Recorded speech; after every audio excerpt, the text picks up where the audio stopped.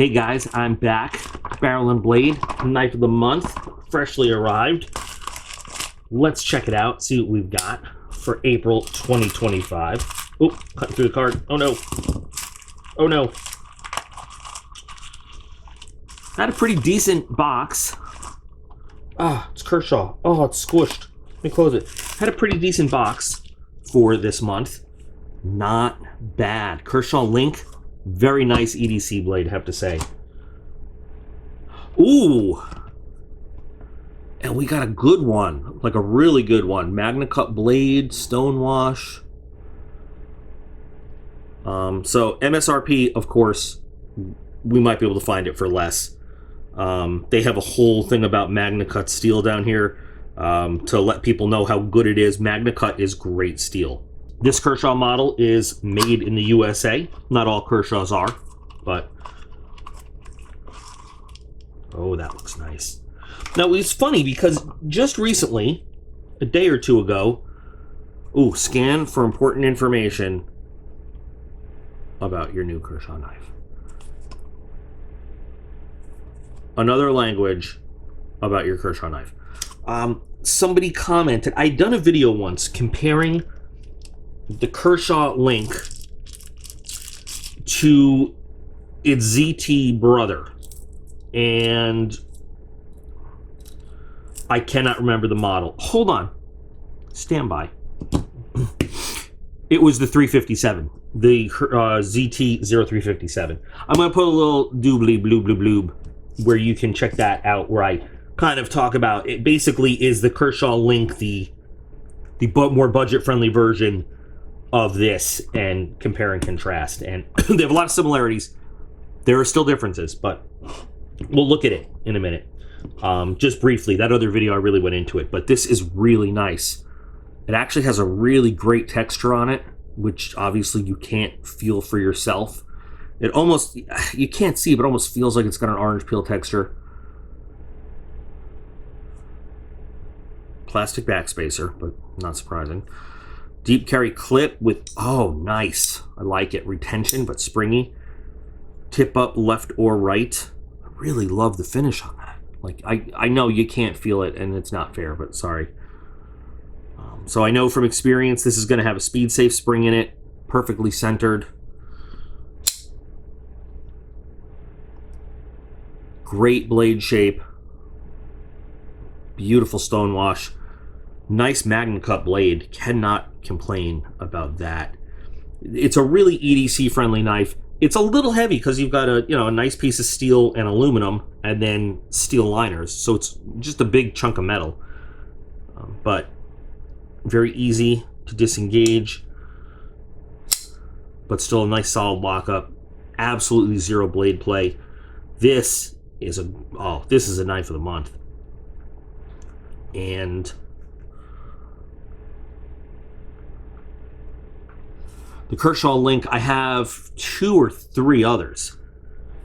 And this is, they've souped up the pattern a little bit. They were much more, the other ones I have are much plainer, just kind of a flat piece of aluminum. So this is really a step up.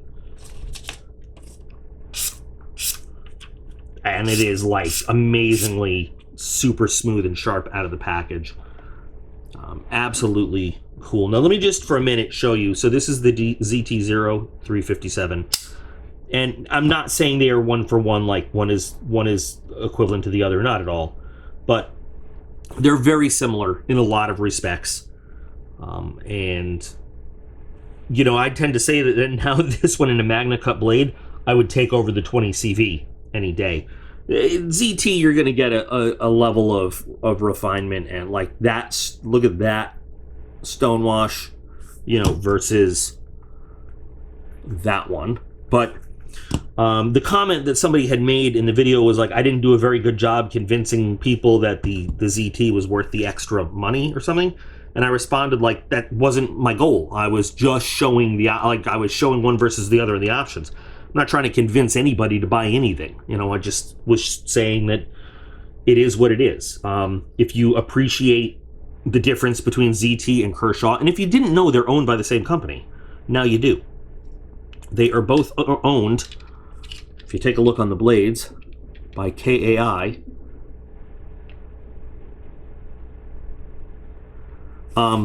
so kind of, once again, it is, you know, a company with a higher end and a lower end. But the thing is, ZTs can run very, very expensive. And you get a really good knife for that. Kershaw's have a price range all over the board, from literally just a couple bucks to as expensive as a ZT, zero tolerance. So it's just it's a really kind of weird relationship they have. But anyway, so I'm just, if you want to see the whole comparison of the link to this, you know, you can check out that link, that little card I put in. But this is a really, really, really nice EDC. I'll carry the living crap out of this thing. I would be carrying my other links now if they weren't in storage. And I just, you know, I don't have room for everything here. But it's making me want to go get the other ones too, just to compare. This is the one where it's made to function with a spring, but if you were to take the spring out, it would be super smooth and functional even without that spring. I know, because I tried. But very, very awesome knife of the month from Barrel and Blade. And link to Barrel and Blade Knife of the Month in the video description if you want to check out what the subscription is all about. I've been so happy with the Barrel and Blade Knife of the Month. Been happy with Barrel and Blade in general, like for years and years and years. But they are, you know, last month the box was really kind of, but the blade of Barrel and Blade, like, they really gave us a nice knife of the month. You know, some people might look and like, Kershaw, is that really that's your expensive knife of the month? Got to consider what this one is, though. So anyway, I'm really happy with this. I think it's really cool. I'm going to be carrying it. Great materials. Kershaw they have great customer service. They have great warranty. They just, whether you get a $3 Kershaw or a $500 Kershaw, you've got great quality workmanship. I'm really a big fan of Kershaw. I have been for years and years and years, and this is an awesome knife that I'll carry. So what do you guys think of the subscription this month? Would this convince you? Just saying, would this, if you were on the fence, would this convince you, like, yeah, this is a subscription worth picking up? So like I said, thanks for spending some time with me. Remember that you guys are all absolutely awesome, and I appreciate every single one of you, and I'll be back again real soon.